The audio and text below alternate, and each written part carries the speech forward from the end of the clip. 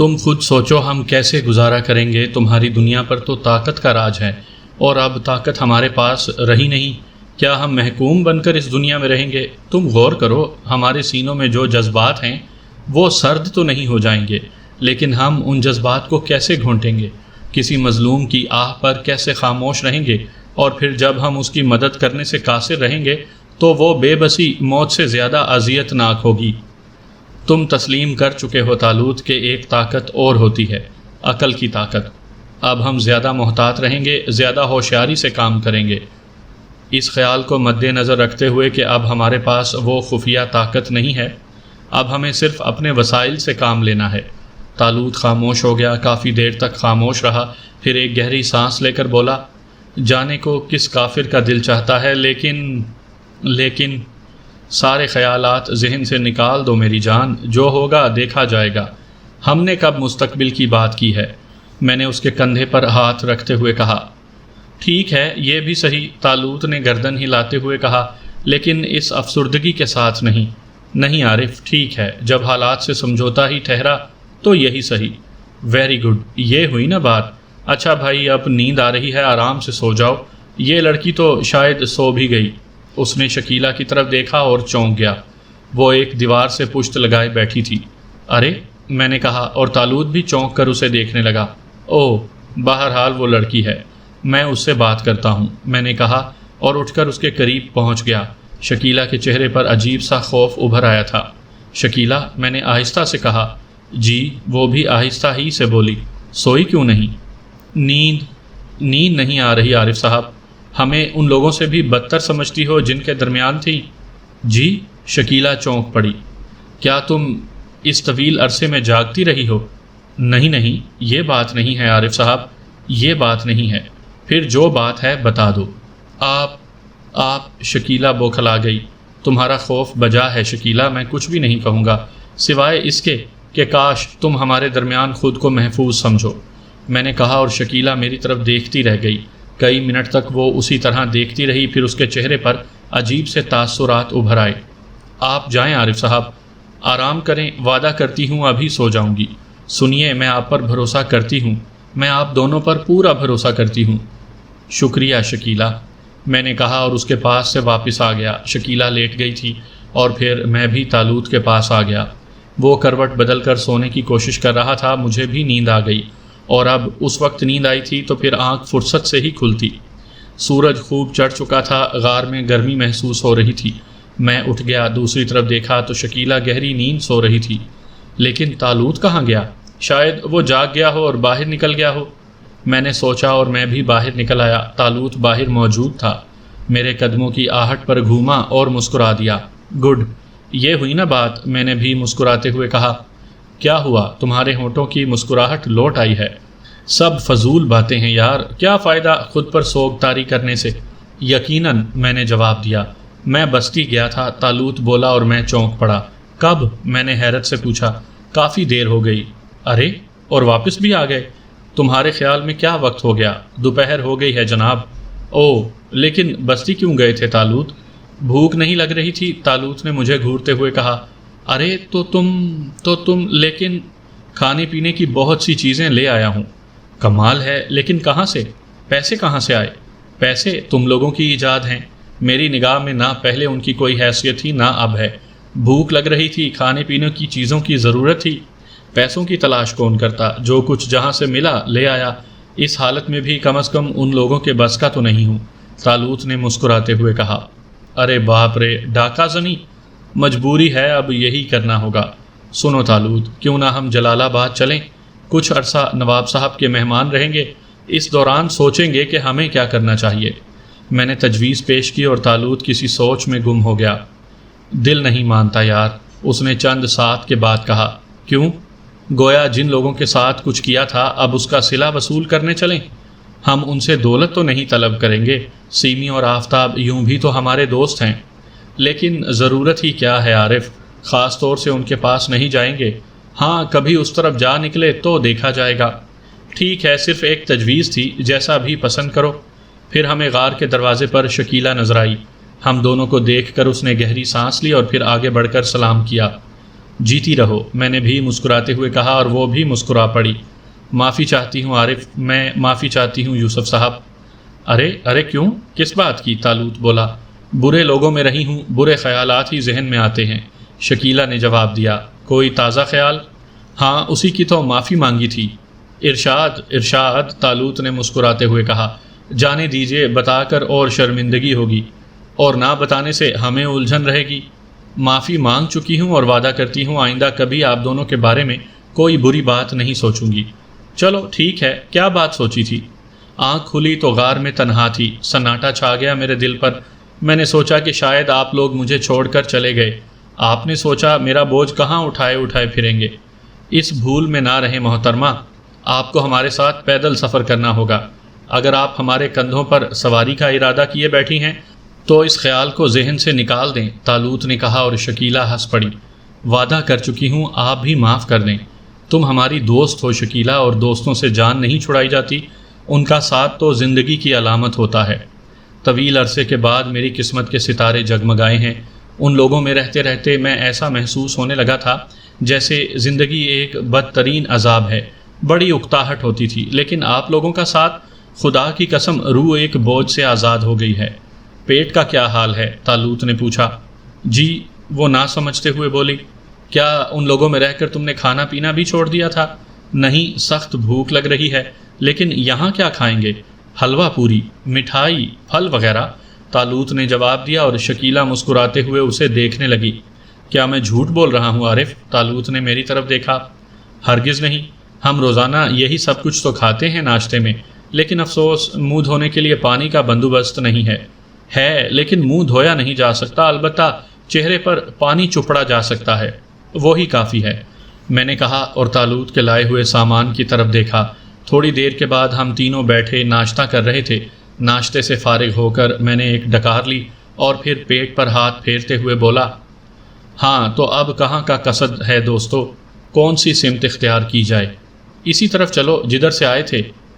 میرا خیال ہے مناسب نہ ہوگا، وہاں ہمارے کچھ شناسا موجود ہیں اور تمہیں معلوم ہے کہ ہم ان کے مقروض ہیں۔ یہ اشارہ درگاہ پور کی سرحد پر متعین ان سپاہیوں کی طرف تھا جنہیں ہم نے پریشان کیا تھا۔ درست فرمایا اے دانشور، بے شک وہ لوگ اپنا قرضہ واپس مانگ سکتے ہیں، لیکن پھر تن بہ تقدیر کوئی دوسری سمت اختیار کی جائے۔ آپ پیدل سفر سے گھبراتی تو نہیں ہیں مس شکیلہ؟ آپ لوگوں کے ساتھ اب میں کسی چیز سے نہیں گھبراتی۔ تب آپ زندہ باد، آئیے، طالوت نے کہا اور ایک سمت متعین کر کے ہم چل پڑے۔ کھانے پینے کا مختصر سامان ساتھ تھا، پانی بھی تھا۔ بہرحال ہمیں احساس تھا کہ سفر بہت تکلیف دہ ہوگا۔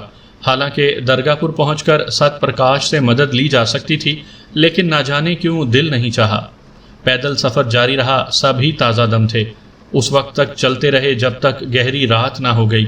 پہاڑوں کی بھول بھلیاں چاروں طرف پھیلی ہوئی تھیں، پھر ایک چھوٹے سے پہاڑی ٹیلے کے دامن میں قیام کی ٹھہری۔ کھانے پینے کی چیزیں یہاں ختم ہو گئی تھیں، لیکن بہرحال فکر کون کرتا، سب ایک جیسے ہی تھے، بے فکر، لاپرواہ۔ آج کی رات شکیلہ ہم سے زیادہ دور نہ تھی، جگہ بھی ایسی ہی تھی، اس کے علاوہ وہ سکون سے سو بھی گئی۔ دوسری صبح حسب معمول چاق و چوبند تھے، شکیلہ کے چہرے پر مسرت تھی۔ کیا تم پہاڑی پتھر چبا سکتی ہو؟ طالوت نے اس سے پوچھا۔ کبھی کوشش نہیں کی، شکیلہ نے ہنستے ہوئے کہا۔ آج کریں گے، طالوت نے گردن ہلاتے ہوئے کہا۔ لیکن کیوں؟ اس لیے کہ ناشتے کا کوئی بندوبست نہیں ہے۔ تو کیا ہوا؟ شکیلہ نے سکون سے کہا۔ عارف، طالوت نے ہانک لگائی۔ کیا ہے؟ کیا بات ہے؟ یہ لڑکی ہمیں چیلنج کر رہی ہے، یہ ہم سے زیادہ باہمت ہے۔ ٹھیک ہے، پھر بھوکے رہنے کا مقابلہ ہو جائے، میں نے کہا اور طالوت خاموش ہو گیا۔ ہم تینوں پھر چل پڑے۔ راستے میں کئی بار طالوت نے ٹیلوں پر چڑھ کر آبادی تلاش کرنے کی کوشش کی، لیکن ناکام رہا۔ نہ جانے کس طرف آ نکلے تھے، دور دور تک کچھ نظر ہی نہ آتا تھا۔ طالوت کی کیفیت کا مجھے احساس تھا، وہ دل ہی دل میں تل ملا رہا تھا۔ ظاہر ہے وہ شخص جس کے ایک اشارے پر ایسے ایسے انہونے کام ہو جاتے تھے کہ لوگ ان کے بارے میں سوچ بھی نہ سکتے تھے، اور وہ اس طرح بے دست و پا تھا۔ پھر ایک ٹیلے پر میں نے طالوت کو کوئی چیز اٹھاتے دیکھا، سیدھا ہوا تو اس کے ہاتھوں میں پتھر تھے۔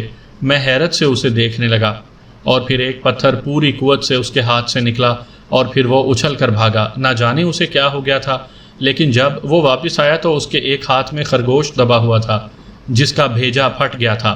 دوسرا بھاگ گیا، لیکن یہاں اور بھی خرگوش ملیں گے، تم جلدی سے اسے ذبح کرو، مر نہ جائے۔ اس نے ایک تیز دھار پتھر میری طرف بڑھاتے ہوئے کہا، اور میں نے خرگوش کی گردن دوسرے پتھر پر رکھ کر کلمہ پڑھا اور اس کی گردن الگ کر دی۔ طالوت پھر خرگوش کی تلاش میں نکل گیا۔ میں خرگوش کی کھال وغیرہ الگ کرنے لگا۔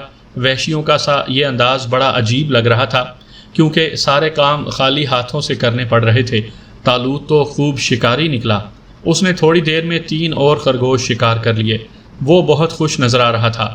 اس دوران شکیلہ وہاں جھاڑ جھنکار جمع کر چکی تھی۔ اس نے چھوٹے چھوٹے پتھر جمع کر کے ایک چولہا بھی تیار کر لیا تھا جس پر گوشت بھونا جا سکے، اور پھر وہ پتھر رگڑ رگڑ کر آگ جلانے کی کوشش کرنے لگی۔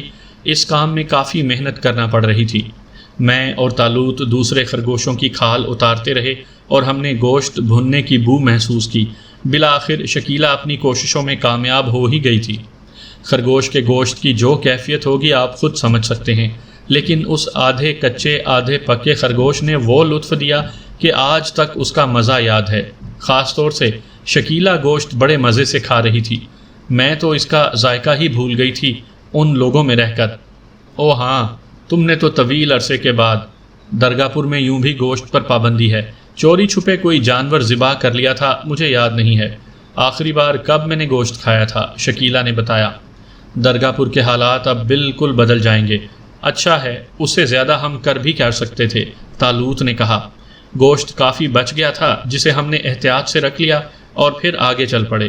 اس بار ہم نے کافی تیز سفر کیا تھا اور پھر دور سے درختوں کے جھنڈ نظر آنے لگے اور ہماری رفتار تیز ہو گئی۔ جنگل ہے شاید، شکیلہ نے کہا۔ بہرحال درخت تو نظر آئے، طالوت بولا، اور شام ہوتے ہی ان درختوں کے نزدیک پہنچ گئے۔ نارنگیوں کے درخت تھے، درمیان میں امرود بھی لگے ہوئے تھے۔ طالوت نے تو کوئی غور نہ کیا، لیکن میں خوشی سے اچھل پڑا۔ طالوت، میں خوشی کے عالم میں بولا، کیا تم نہیں سمجھے؟ میں نے پوچھا۔ کیوں، کیا ہوا؟ ابے یہ جنگل نہیں ہے، میں نے کہا۔ پھر کیا ہے؟ طالوت نے غور سے مجھے دیکھتے ہوئے کہا۔ باغ ہے، باقاعدہ باغ ہے، میں نے کہا۔ یہ باقاعدہ باغ کیا ہوتا ہے؟ یہ درخت انسانی ہاتھوں نے لگائے ہیں اور ان کا مطلب یہ ہے کہ آبادی قریب ہے۔ کیوں شکیلہ، تمہارا کیا خیال ہے؟ یقیناً پھلوں کے درخت لگائے گئے ہیں۔ تب پھر آؤ اندر چل کر دیکھیں، درخت ہیں تو مالی بھی ضرور ہوگا، میں نے کہا، اور ہم باغ میں داخل ہو گئے۔ پتوں کے نیچے کافی اندھیرا پھیل گیا تھا۔ ہم درختوں کے درمیان سے گزرتے رہے۔ کافی بڑا باغ تھا۔ نہ صرف سنترے اور امرود تھے بلکہ دوسرے پھلوں کے درخت بھی تھے۔ سوکھے پتے ہمارے قدموں کے نیچے کچلے جا رہے تھے۔ تب اچانک بائیں سمت سے آواز آئی، اوئے کون ہے؟ اور ہم اچھل پڑے۔ میں نے آواز کی سمت دیکھا اور پھر زور سے بولا، ہم ہیں مالی، ادھر آؤ، ہم مسافر ہیں۔ اور تھوڑی دیر بعد ادھیڑ عمر کا ایک قوی ہیکل دیہاتی ہمارے سامنے آ گیا۔ اس کے ہاتھ میں موٹا سا ڈنڈا تھا۔ اس نے ہم تینوں کو غور سے دیکھا۔ کہاں سے آئے ہو بابو جی؟ مالی بابا، ہم پکنک پر آئے تھے مگر ہماری گاڑی خراب ہو گئی، اسے بہت دور چھوڑ آئے ہیں، پریشان پھر رہے تھے کہ تمہارا باغ نظر آ گیا۔ او ہو، آؤ بھائی میری کٹیا میں چلو، تھک گئے ہوگے، تمہارے ساتھ زنانی بھی ہے، مالی نے ہمدردی سے کہا، اور ہم نے شکر کی گہری سانس لی۔ ہم مالی کے ساتھ چل پڑے۔ مالی کی کٹیا باغ کے دوسرے کونے میں تھی۔ ہم اس کے سامنے بچھی ہوئی چارپائی پر بیٹھ گئے۔ میں تمہارے لیے کھانے کا انتظام کروں، بھوکے ہوگے، مالی نے کہا اور کٹیا میں چلا گیا۔ یہ یہاں تنہا رہتا ہوگا؟ طالوت نے پوچھا۔ ہاں، باغ کا رکھوالا ہوگا۔ آپ باغ کے بارے میں کچھ نہیں جانتے یوسف صاحب، شکیلہ نے تعجب سے کہا۔ یہ ابھی بہت سی باتوں کے بارے میں کچھ نہیں جانتے شکیلہ، اس سے قبل یہ ہمالیہ کی چوٹیوں پر رہتے تھے، حال ہی میں اترے ہیں، میں نے کہا، اور طالوت ہنسنے لگا۔ شکیلہ غور سے طالوت کو دیکھ رہی تھی۔ مالی اندر نہ جانے کیا کرتا رہا، پھر باہر نکل آیا۔ ہم نے دال پکانے کو رکھ دی ہے بابو جی، دودھ موجود ہے، جب تک چائے بنا لائیں۔ بڑی مہربانی ہوگی بابا، آپ کو تکلیف دی۔ ارے کیسی باتیں کرتے ہو بابو، مسافر ہو، مہمان ہو، جو کچھ ہے حاضر ہے، مہمان تو اللہ کی رحمت ہوتے ہیں۔ شکریہ بابا۔ کیا نام ہے تمہارا؟ قاسم خان۔ یہ کون سی جگہ ہے بابا؟ یہاں سے 3 کوس دور بگنڈی بستی ہے بابو جی۔ اوہ، 3 کوس دور، کیا وہاں ریلوے اسٹیشن ہے بابا؟ ہاں بابو جی، چھوٹی لین ہے پر روزانہ ریل آوے ہے، قاسم بابا نے بتایا، اور میں نے خوشی کی ایک گہری سانس لی۔ ہماری مصیبتیں کسی حد تک ختم ہو گئی تھیں۔ قاسم بابا چائے بنا کر لے آیا اور پھر دال پک گئی۔ قاسم بابا نے موٹی موٹی روٹیاں پکائیں اور ہم نے مزے سے کھائیں۔ پھر طے یہ ہوا کہ شکیلہ کٹیا میں سوئے گی اور ہم تینوں باہر۔ مالی شریف آدمی تھا، اس لیے تشویش نہ ہوئی، اور یہ رات پچھلی راتوں کی بنسبت زیادہ پرسکون تھی۔ صبح کو مالی نے بہت عمدہ ناشتہ پیش کیا۔ اس نے امرودوں کی ایک خاص ترکاری بنائی اور روٹیوں کے ساتھ وہ ترکاری لطف دے گئی۔ پھر ہم نے رخت سفر باندھا۔ عارف، طالوت نے افسوسناک لہجے میں کہا۔ کیوں، خیریت؟ افسوس، ہم اس نیک دل بوڑھے کو کچھ دے نہیں سکتے۔ یہ اس کی بدقسمتی ہے، ہمارا کیا قصور ہے، میں نے جواب دیا۔ بہرحال ہم نے بوڑھے کا شکریہ ادا کیا اور پھر ہم چل پڑے۔ 3 کوس کا فاصلہ طے کرنا تھا۔ بوڑھے مالی نے ہمیں راستہ بتا دیا تھا۔ ہم چلتے رہے۔ شکیلہ واقعی قابل ستائش تھی۔ اس دوران اس نے کہیں بھی محسوس نہیں ہونے دیا تھا کہ وہ لڑکی ہے۔ وہ اسی طرح خوش و خرم تھی اور ہنستی بولتی راستہ طے کر رہی تھی۔ یہ لڑکی ایسی تھی کہ آدمی اس سے کبھی نہیں اکتا سکتا تھا۔ دوپہر تک بھگنڈی بستی پہنچ گئے۔ چھوٹا سا قصبہ تھا، ایک بازار جس میں چھوٹی چھوٹی دکانیں تھیں۔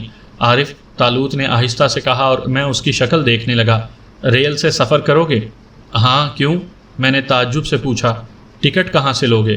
او، نہیں لیں گے تو کیا فرق پڑے گا، بے عزتی نہیں ہوگی؟ دیکھا جائے گا یار، میں نے لاپرواہی سے کہا۔ میں طالوت کے دل پر زیادہ بوجھ ڈالنا نہیں چاہتا تھا۔ پھر بھی عارف، یار ذرا سی مصیبت سے گھبرا گئے؟ میری دنیا کے لوگوں کو دیکھو، پوری زندگی انہی حالات میں گزار دیتے ہیں اور ماتھے پر شکن بھی نہیں آتی۔ یہ بزدلی ہے طالوت۔ بس بڑا احساس ہوتا ہے شکیلہ بھی ساتھ ہے، کیا سوچے گی کہ ایسے کنگال لوگوں سے واسطہ پڑا ہے؟ ایسی لڑکی نہیں ہے، اور پھر کسی شہر میں داخل ہو کر سوچیں گے، ہاتھ پاؤں رکھتے ہیں۔ پھر یوں تو سوچو طالوت کہ زندگی میں ایک دلچسپ تبدیلی آئی ہے۔ اس سے قبل عیش میں گزارتے گزارتے بھی اکتاہٹ ہونے لگی تھی۔ طالوت خاموش ہو گیا۔ راستے میں ایک شخص سے اسٹیشن کا راستہ پوچھا۔ قصبہ تھا ہی کتنا بڑا کہ اسٹیشن تک پہنچنے میں زیادہ وقت لگتا۔ تھوڑی دیر کے بعد ہم اسٹیشن پر پہنچ گئے۔ پورا شیڈ خالی پڑا تھا۔ ایک طرف اسٹیشن ماسٹر کا کمرہ تھا۔ ہم اس کے پاس پہنچ گئے اور بوڑھا اسٹیشن ماسٹر چونک پڑا۔ اس نے آنکھیں پھاڑ پھاڑ کر ہمیں دیکھا۔ کیا حال ہے چاچا؟ طالوت نے پوچھا۔ بڑے میاں نے کوئی جواب نہیں دیا۔ اس سے قبل اس اسٹیشن پر کوئی نہیں آیا، اور بڑے میاں نے سادگی سے گردن ہلا دی۔ بہت خوب، ٹرین یہاں رکتی بھی ہے یا نہیں؟ رکتی ہے جی، بڑے میاں کے منہ سے پہلی آواز نکلی۔ بہت خوب، کب رکتی ہے؟ جب آتی ہے، بڑے میاں بولے۔ واہ، بڑے میاں فلاسفر معلوم ہوتے ہیں۔ طالوت میری طرف دیکھتے ہوئے بولا۔ آتی بھی ہے چچا؟ میں نے پوچھا۔ کیوں نہیں آتی؟ کتنی دیر میں آئے گی؟ آتی ہی ہوگی۔ اوہ ویری گڈ، یہ تو بہت اچھی بات ہے، طالوت خوش ہو کر بولا۔ ٹکٹ دوں؟ بڑے میاں بولے۔ کیا؟ طالوت نے آنکھیں پھاڑ دیں۔ ٹکٹ بھی لینا پڑے گا؟ اوہ، تم بھی بغیر ٹکٹ سفر کرو گے؟ بڑے میاں مایوسی سے بولے۔ اور لوگ بھی سفر کرتے ہیں؟ سب ہی کرتے ہیں، میں نے پچھلے 3 سال سے کوئی ٹکٹ نہیں بیچا، بڑے میاں نے جواب دیا۔ ویری گڈ، ویسے ایک بات بتائیں چچا، بغیر ٹکٹ سفر کرنے کی سزا کیا ہے؟ کوئی خاص نہیں، پولیس لے جاتی ہے، یا ٹی ٹی کے گھر جھاڑو لگانی پڑتی ہے، برتن صاف کرنے پڑتے ہیں، بڑے میاں نے بڑی سادگی سے کہا، اور طالوت نے آنکھیں بھینچ لی۔ شکیلہ ہنس پڑی تھی۔ کافی دیر تک ہم بڑے میاں سے ہنسی مذاق کرتے رہے، پھر وہاں سے ہٹ آئے۔ اب کیا خیال ہے عارف؟ طالوت نے پوچھا۔ مستقل مزاج ہوں، برتن دھونے آتے ہیں، کیا حرج ہے، یہ بھی صحیح۔ ٹھیک ہے، پھر مجھے کیا اعتراض ہے، طالوت نے شانے جھٹکے۔ اور پھر دور سے ٹرین آتی نظر آئی اور ہمارے دل دھڑک اٹھے۔ اب تک تو صرف تفریح کر رہے تھے، لیکن اب واقعی سوچنا پڑا، کوئی گڑبڑ ہو گئی تو اچھا نہ ہوگا، لیکن کیا بھی کیا جا سکتا تھا، چلنا تو تھا ہی۔ ٹرین آہستہ آہستہ قریب آتی جا رہی تھی اور پھر پلیٹ فارم کے علاقے میں داخل ہو گئی۔ اسٹیشن ماسٹر نے ٹھیک ہی کہا تھا، یہاں پر کوئی نہیں اترا، البتہ ہم ایک کمپارٹمنٹ میں داخل ہو گئے۔ فرسٹ کلاس ہے، شکیلہ آواز بھینچ کر بولی۔ کمال ہے، پھر کیا ہم 3rd کلاس میں سفر کریں گے؟ اگر پکڑے بھی گئے تو لوگ کیا سوچیں گے کہ 3rd کلاس میں سفر کرتے ہوئے پکڑے گئے۔ آؤ، میں نے کہا، اور ہم کمپارٹمنٹ کا دروازہ کھول کر اندر داخل ہو گئے۔ یہاں کچھ لوگ موجود تھے، لیکن ہم نے کسی کی شکل پر نگاہ نہیں ڈالی اور خاموشی سے سامنے کی ایک سیٹ کی طرف بڑھ گئے۔ شاید آپ لوگوں نے باہر ریزرویشن کارڈ نہیں دیکھا ہے جناب، ایک بھاری آواز سنائی دی۔ جی؟ طالوت نے نگاہیں اٹھائیں۔ میں بھی چونک کر اس سوٹڈ بوٹڈ آدمی کو دیکھنے لگا۔ جی ہاں، باہر ریزرویشن کارڈ موجود ہے، بھاری بھرکم آدمی نے طنزیہ انداز میں کہا۔ معاف کیجیے گا، ہم دیکھ نہیں سکے تھے، میں نے معذرت آمیز انداز میں کہا۔ ابھی ٹرین رکی ہوئی ہے اور پھر یہ فرسٹ کلاس کمپارٹمنٹ ہے، کوئی بھی کلاس ہو ہمارے لیے یکساں ہے۔ کیا مطلب؟ بھاری بھرکم آدمی نے بھویں چڑھاتے ہوئے پوچھا۔ وہ کسی قدر بھینچی ہوئی آواز میں بول رہا تھا، بھائی ہم نے تو کسی کلاس کا ٹکٹ نہیں خریدا۔ تو 420 ہیں آپ، وہ ہونٹ بھینچ کر بولا۔ گاڑی پلیٹ فارم سے رینگنے لگی تھی۔ جلدی کریں ورنہ میں زنجیر کھینچ لوں گا، مصیبت میں پھنس جائیں گے آپ لوگ۔ مصیبت میں تو پھنسے ہوئے ہیں جناب، مہمان سمجھ کر ہی برداشت کر لیں۔ طالوت پھر بولا، میں کہتا ہوں زیادہ چرب زبان بننے کی کوشش نہ کریں ورنہ میں اچھا آدمی نہیں ہوں، شکل سے ہی نظر آتے ہیں اور آپ کی گفتگو نے تصدیق کر دی ہے۔ طالوت بیزاری سے بولا، تو ایسے نہیں اتریں گے آپ؟ ہرگز نہیں، طالوت نے جواب دیا۔ بہتر ہے، وہ زنجیر کی طرف بڑھا۔ اس کی بد اخلاقی پر مجھے بھی غصہ آ گیا تھا، چنانچہ میں نے اس کے پیروں میں ٹانگ اڑا دی۔ اس بری طرح گرا تھا وہ کہ زوردار دھماکہ ہوا اور پھر وہ خود سے نہ اٹھ سکا، لیکن اس دھماکے سے سیٹ پر کمبل اوڑھے لیٹی ہوئی بوڑھی عورت جاگ اٹھی تھی۔ اس کے قریب ہی 2 لڑکیاں اور ایک نوجوان گھبرا کر کھڑے ہو گئے، وہ بھی اسی طرف متوجہ تھے۔ کیا ہوا تصدق؟ کیا حادثہ ہو گیا؟ کیا حادثہ ہو گیا؟ بوڑھی عورت نے متوحش انداز میں پوچھا۔ آپ لیٹیے بڑی ماں، آپ آرام کریں، لیٹ جائیے۔ حادثہ نہیں ہوا، عورت کی آواز عجیب تھی۔ نہیں، کوئی حادثہ نہیں ہوا۔ پھر میری افشاں کہاں ہے؟ حادثہ نہیں ہوا تو وہ کہاں چلی گئی؟ خدا سمجھے آپ سے، نوجوان ہمیں گھونسا دکھاتے ہوئے بولا، اور پھر وہ بھاری بھرکم شخص کو اٹھانے کی کوشش کرنے لگا۔ بمشکل تمام وہ اسے اٹھانے میں کامیاب ہو سکا تھا۔ آپ لیٹ جائیے بڑی ماں، آپ۔ ارے تو مجھے بتاؤ تو صحیح، یہ آواز کیسی تھی؟ تصدق گر پڑے تھے بڑی ماں، ایک لڑکی بولی۔ اوف، اس سے کہو کہ آہستہ سے گرا کرے، ایسی زور کی آواز ہوتی ہے جیسے حادثہ ہو گیا ہو۔ آپ لیٹ جائیے بڑی ماں۔ نہیں، اب میں بیٹھوں گی، نیند نہیں آ رہی۔ بھاری بھرکم آدمی قہر آلود نگاہوں سے ہمیں دیکھ رہا تھا۔ شاید عورت کی وجہ سے وہ خاموش تھا، ورنہ ہاتھا پائی پر اتر آتا۔ ہم دونوں اطمینان سے بیٹھے تھے۔ شکیلہ نے ہنسی روکنے کے لیے منہ کھڑکی کی طرف کر لیا تھا اور ہل رہی تھی۔ یہ کون ہے؟ بالآخر بڑی ماں کی نگاہ ہم دونوں پر ہی پڑ گئی اور طالوت جلدی سے اپنی جگہ سے اٹھ گیا۔ آپ کے بچے ہیں بڑی ماں، اس نے جھک کر کہا۔ میرے بچے؟ بوڑھی کھوئے ہوئے انداز میں بولی۔ یہ بدماش ہیں بڑی ماں، ہمارے کمپارٹمنٹ میں گھس آئے ہیں، آپ اجازت دیں تو میں زنجیر کھینچ کر انہیں پولیس کے حوالے کر دوں؟ موٹے تصدق نے غصیلے لہجے میں کہا۔ یہ موٹا جھوٹ بول رہا ہے بڑی ماں۔ اوے عارف، ادھر آؤ، طالوت نے میری طرف رخ کر کے کہا، اور میں بھی جلدی سے اس کے قریب پہنچ گیا۔ تب وہ نہایت بھول پن سے بولا، بتائیے بڑی ماں، کیا ہم آپ کو صورت سے بدماش نظر آتے ہیں؟ ارے نہیں، بالکل نہیں، عورت محبت آمیز لہجے میں بولی۔ تمہاری شکلیں تو بہت پیاری ہیں، بالکل ایک جیسی۔ کیا تم دونوں بھائی ہو؟ ہاں، مصیبت کے مارے ہیں بڑی ماں، غلطی سے آپ کے کمپارٹمنٹ میں آ گئے تھے، لیکن یہ موٹا ہمارے ساتھ بہت برا سلوک کر رہا ہے۔ طالوت نے تصدق کی طرف اشارہ کر کے کہا۔ یہ موٹا نہیں، تصدق ہے۔ اچھا، طالوت نے حیرت سے موٹے کو دیکھا اور عورت کی ساتھی لڑکیاں ہنس پڑیں۔ بڑی ماں، کیا حکم ہے ان کے بارے میں؟ تصدق نے نتنے پھلاتے ہوئے کہا۔ ارے بیٹھا رہنے دو تصدق، بیٹھا رہنے دو، بوڑھی عورت نے کہا۔ اس کی آنکھوں سے نرمی اور مامتا ٹپک رہی تھی، بڑا پروقار چہرہ تھا، بڑی پاکیزہ شکل تھی۔ شکریہ بڑی ماں، ہم واقعی مظلوم ہیں۔ ارے وہ کون ہے؟ بڑی ماں کی نگاہ شکیلہ پر پڑ گئی۔ ہماری ساتھی ہے بڑی ماں۔ تو وہ ادھر کیوں منہ کیے بیٹھی ہے؟ کیا کوئی حادثہ ہو گیا ہے؟ بوڑھی نے پوچھا، اور بوڑھی کے الفاظ کچھ عجیب سے لگے۔ وہ حادثے کا ذکر بار بار کرتی تھی۔ نہیں، وہ ٹھیک ہے، شکیلہ ادھر آؤ، بڑی ماں بلا رہی ہیں، میں نے کہا، اور شکیلہ اپنی جگہ سے اٹھ گئی۔ نہ جانے کیوں اب تک ان لوگوں نے شکیلہ کی شکل نہیں دیکھی تھی۔ اب جو وہ اس طرف مڑی تو ایک عجیب ہنگامہ ہو گیا تھا۔ عورت کی ساتھی لڑکیاں چیخ پڑی تھیں، نوجوان ارے کہہ کر اچھل پڑا تھا، اور تصدق وہ کئی قدم پیچھے ہٹ گیا تھا، اور بوڑھی عورت، اس کا تو منہ کھلے کا کھلا رہ گیا تھا۔ ہم دونوں نے ایک لمحے میں یہ انوکھی کیفیت محسوس کر لی تھی۔ شکیلہ کئی قدم آگے بڑھائی، اب وہ ہمارے قریب تھی۔ افشاں باجی، ایک لڑکی پاگلوں کے سے انداز میں بولی، اور پھر بوڑھی کی دلخراش چیخ گونجی، افشاں!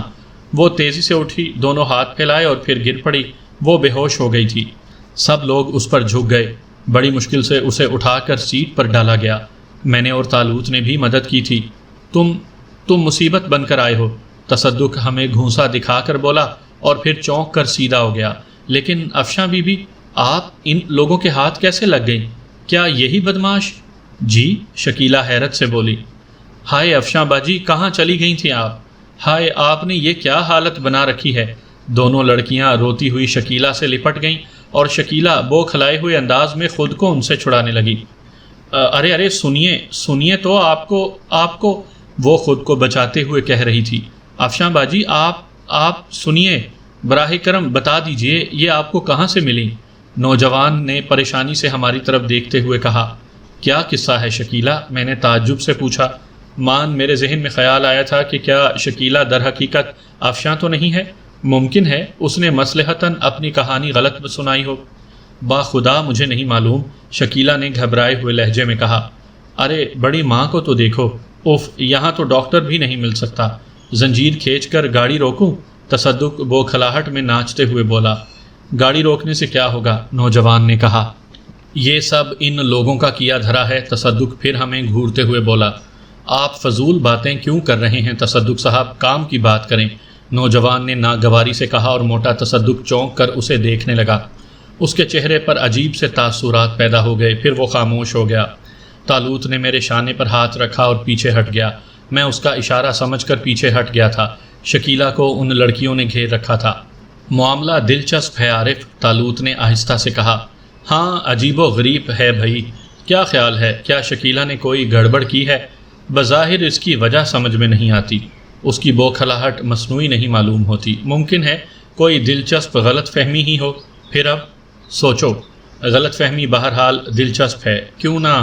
ٹھیک ہے، لیکن شکیلہ اگر ٹھیک ہے تو پریشان ہوگی، اسے تیار کر لیں گے، وقتی طور پر تھوڑی سی تفریح ہو جائے گی۔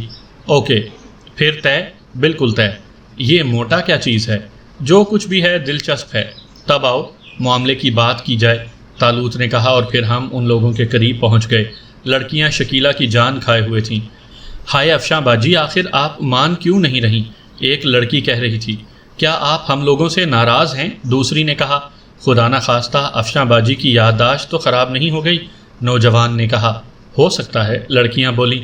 یوسف صاحب دیکھیے تو صحیح، نہ جانے ان لوگوں کو کیا ہو گیا ہے، شکیلہ گھبرا کر ہماری طرف لپک آئی۔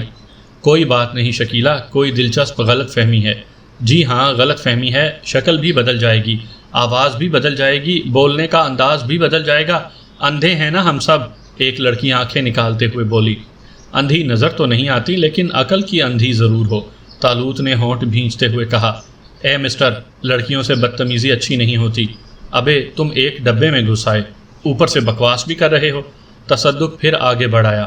تو سنو، اگر اب تم میں سے کسی نے اس لڑکی کو افشاں کہا تو میں اس کے دانت توڑ دوں گا۔ تم جو ہماری ساتھی سے بکواس کر رہے ہو وہ کوئی اہمیت نہیں رکھتی، طالوت نے موٹے تصدق کو گھورتے ہوئے کہا۔ تصدق صاحب براہ کرم بڑی ماں کا خیال کریں، آپ نے بے مقصد گفتگو شروع کر رکھی ہے۔ خاتون، اگر آپ افشاں ہیں تو براہ کرم اتنا ہی بتا دیں کہ آپ کو بڑی ماں پر بھی رحم نہیں آتا، نوجوان نے پھر مداخلت کی۔ اور اگر میں افشاں نہ ہوں تب بھی افشاں بن جاؤں؟ اگر آپ افشاں باجی نہیں ہیں تو پھر ہم آپ سے معافی چاہتے ہیں، لیکن ہمیں کہنے دیں کہ دنیا میں شاید ہی چہروں میں اتنی مماثلت ملتی ہو۔ آپ دونوں بالکل ہم شکل ہیں، لیکن دونوں کی شخصیتوں میں فرق محسوس ہو جاتا ہے۔ اگر آپ افشاں باجی کو دیکھ لیتے تو خود بھی دھوکہ کھا جاتے، ان کی شکل، چال ڈھال، آواز، انداز، یہاں تک کہ فطرت بھی ان جیسی ہی ہے۔ بہرحال یہ افشاں نہیں ہیں، شکیلہ ہیں۔ تب ہمیں معاف کر دیں خاتون۔ کوئی بات نہیں ہے، لیکن افشاں ہے کون؟ ہماری باجی، ہماری بڑی بہن۔ او کہاں گئی وہ؟ شکیلہ نے اب کسی قدر ہمدردی سے پوچھا۔ بس اچانک کہیں کھو گئیں، ایک دن یونیورسٹی گئی تھی پھر واپس نہیں آئیں، کہاں نہ تلاش کیا انہیں، کہاں نہ دیکھا، لیکن ان کا نشان نہیں ملا۔ بڑی ماں کا خیال آیا ہے کہ انہیں کوئی حادثہ پیش آ گیا۔ بڑی ماں کون ہے؟ میں نے پوچھا۔ افشاں باجی کی ماں۔ اور تم لوگ؟ ہم بھی ان کے بہن بھائی ہیں، میں ان کا پھپھوزاد بھائی اور یہ دونوں خالہ زاد بہنیں، نوجوان نے بتایا۔ اور یہ تصدق صاحب، یہ ہمارے مینیجر ہیں، اسی لیے زیادہ اکڑ رہے ہیں۔